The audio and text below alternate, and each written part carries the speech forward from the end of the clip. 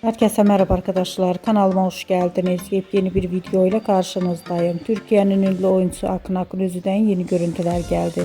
Akın Akınözü'nün çekildiği Veliaht dizisinin yeni bölümünden yepyeni görüntüleri sizler için YouTube kanalımda video halinde sunuyorum. Umarım beğenirsiniz. Arkadaşlar videomu beğendiyseniz kanalımı izlemeyi ve bildirimleri açık tutmayı unutmayın. Hoşça kalın.